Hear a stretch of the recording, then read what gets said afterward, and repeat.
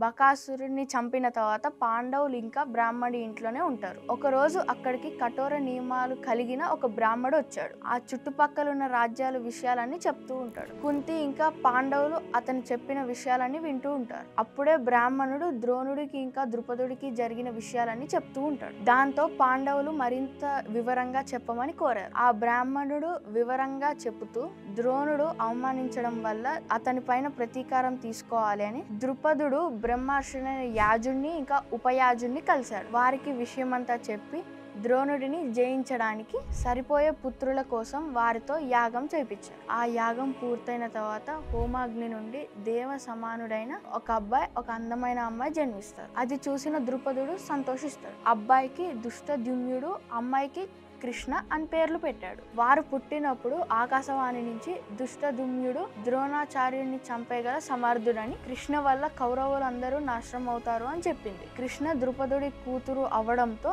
ద్రౌపదిగా పేరు పొందింది. వాళ్ళని తీసుకొని రాజ్యానికి వచ్చిన ద్రుపదుడికి పాండవులు లక్క ఇంట్లో మరణించిన వార్త తెలిసింది. అయితే వారి పురోహితుడు పాండవులు మరణించలేదు, ఎక్కడో క్షేమంగానే ఉండి ఉంటారు అని చెప్తాడు. పాండవుల్ని కనిపెట్టడానికి తన కుమార్తె అయిన కృష్ణకి స్వయంవరం పెట్టమని సలహా ఇస్తాడు. ద్రుపదుడు కూడా అతను చెప్పినట్టే స్వయంవరాన్ని ప్రకటిస్తాడు. ఇదంతా బ్రాహ్మణుడు పాండవులకి ఇంకా కుంతికి చెప్పి పాంచాల రాజ్యానికి రావాలని ఆహ్వానిస్తాడు. వాళ్ళు కూడా అందుకు ఒప్పుకొని పాంచాలపురానికి బయలుదేరుతారు. చూసారు కదా, నేను మిమ్మల్ని కొన్ని క్వశ్చన్స్ అడుగుతా, ఓకేనా? ద్రుపదుడి కూతురు పేరేంటి? ద్రుపదుడి కొడుకు పేరేంటి?